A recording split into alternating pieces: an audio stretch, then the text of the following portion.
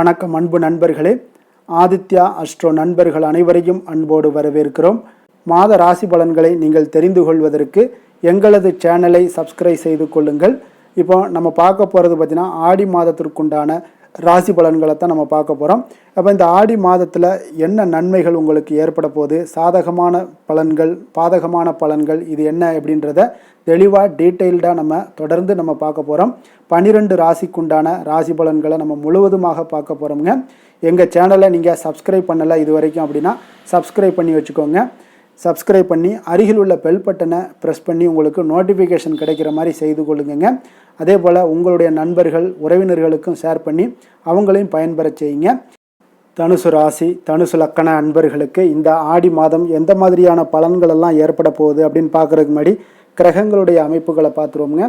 2026ஆம் ஆண்டினுடைய ஆடி மாதத்தில் ஜூலை 17 முதல் ஆகஸ்ட் 17 வரைக்குண்டான இந்த நாட்களில் தனுசு ராசிக்காரர்களுக்கு கிரகங்களுடைய அமைப்பால் நீண்ட நாள் குழப்பங்கள் எல்லாம் உங்களுக்கு தீரப்போகுதுங்க. வாழ்க்கையில் புதிய உத்வேகமும் அதிர்ஷ்டமும் தேடி வரக்கூடிய ஒரு சிறப்பான மாதமாக உங்களுக்கு அமைய போகுதுங்க. அப்போ குரு பகவானை அதிபதியாக கொண்ட உங்களுக்கு இந்த மாதம் கிரகங்களுடைய நிலைகள் தரக்கூடிய விரிவான பலன்களை தான் நம்ம பார்க்க போகிறோமுங்க. அப்போ இந்த ஆடி மாதத்தில் பார்த்திங்கன்னா உங்களுக்கு தனுசு ராசி அன்பர்களுக்கு சூரியன் ஜூலை 17 அன்று உங்களுடைய ராசிக்கு 8ஆம் வீடான அஷ்டமஸ்தானத்திற்கு கடகத்தில் இருக்க போகிறாருங்க. அப்போ இந்த ஒரு மாத காலமும் கடகத்தில் சஞ்சரிக்கிறாருங்க. குரு பகவான் பார்த்தீங்கன்னா உங்களுடைய ராசிநாதனான குரு பகவான் 8ஆம் வீட்டில் உச்சம் பெற்று சஞ்சாரம் செய்கிறாருங்க. அப்போ சூரியனும் குருவும் 8ல் இணைவதால் விபரீத ராஜயோகம் உங்களுக்கு பலன்கள் சிலருக்கு பார்த்தீங்கன்னா ஏற்படக்கூடிய ஒரு வாய்ப்பு இருக்குங்க தனுசு ராசிக்காரர்களுக்கு. அதே போல் ராகு 3ஆம் வீட்லேயும் கும்பத்தில் சஞ்சாரம் செய்கிறாருங்க. கேது 9ஆம் வீடான பாக்கியஸ்தானத்தில் சிம்மத்தில் சஞ்சாரம் செய்கிறாருங்க. அப்போ 3ல் ராகு இருப்பது அசுர தைரியத்தையும் உங்களுக்கு வெற்றியையும் ஏற்படுத்தி கொடுக்குமுங்க.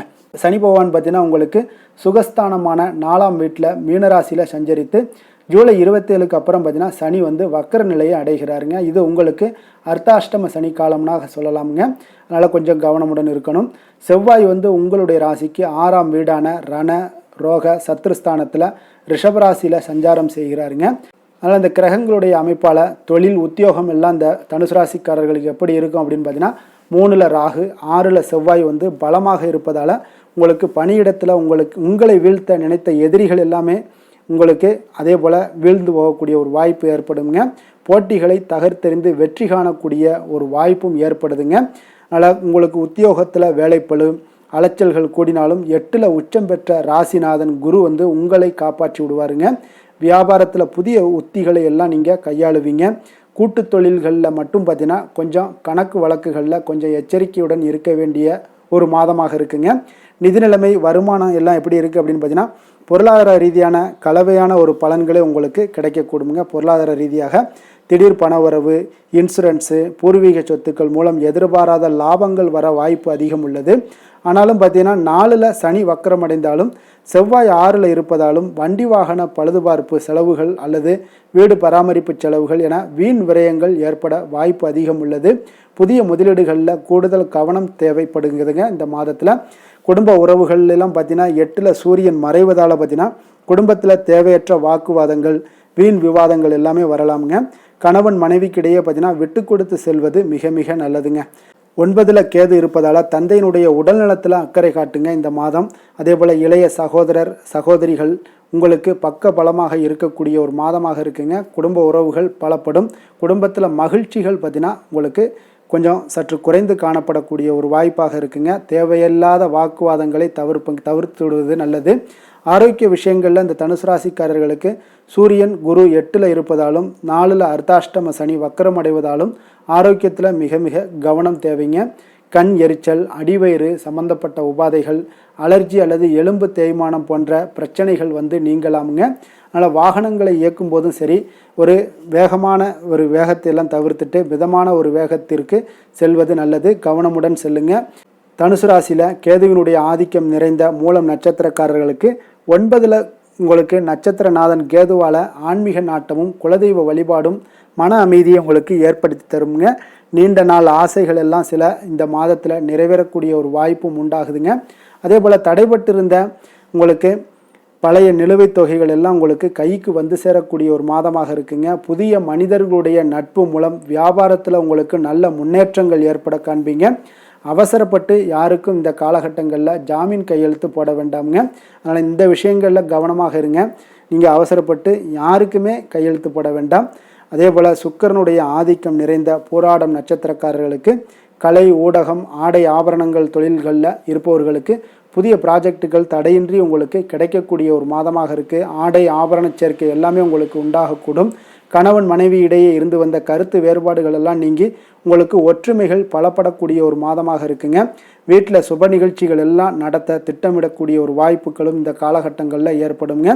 எச்சரிக்கையாக இருக்க வேண்டிய விஷயங்கள் அப்படின்னு பார்த்தீங்கன்னா, வெளி உணவு பழக்க வழக்கங்களை குறைப்பது உங்களுடைய ஆரோக்கியத்திற்கு மிக மிக நல்லதுங்க. அதே போல் சூரியனுடைய ஆதிக்கம் நிறைந்த உத்திராட நட்சத்திரம் 1ஆம் பாதத்தை உள்ளடக்கிய நட்சத்திரக்காரர்களுக்கு உங்களுடைய நட்சத்திர நாதன் சூரியன் 8ல் மறைவதால் அரசு வழியிலான காரியங்களில் சற்று இழுபறி நிலைகள் எல்லாம் உங்களுக்கு நீடிக்கக்கூடுங்க. ஆனாலும் உங்களுடைய நிர்வாகத்திறன் அதிகரித்து காணப்படும். வெளிநாடு, வெளியூர் தொடர்பான வேலை வாய்ப்புகள் எல்லாமே உங்களுக்கு தேடி வரக்கூடிய ஒரு காலமாக இருக்குங்க. மேல் அதிகாரிகளிடம் பேசும்போது நிதானத்தை கடைபிடிக்க வேண்டிய ஒரு மாதமாகவும் இருக்குங்க.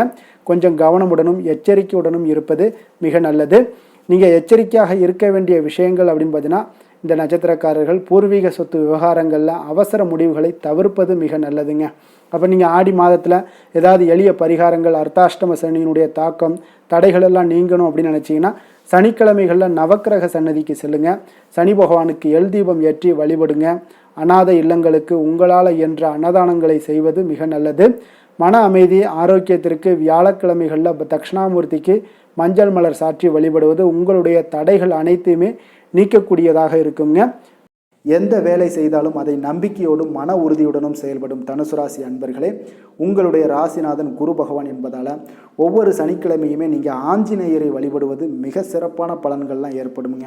மேலும் தினசரி சிவபெருமானை வணங்கி வாங்க. நினைத்த காரியங்கள் உங்களுக்கு தடை இல்லாமல் நிறைவேறுமுங்க. அதே போல் தினசரி குலதெய்வ வழிபாடு செய்து வருவதால் அனைத்து விதமான கஷ்டங்களும் தீரும். மனமகிழ்ச்சி அடைவீங்க. குடும்பத்தில் பார்த்திங்கன்னா சந்தோஷம் நிறைந்து காணப்படுங்க. குலதெய்வ வழிபாடு மென்மேலும் உங்களுடைய வளர்ச்சி அதிகரித்து தரக்கூடியவராக இருப்பாருங்க.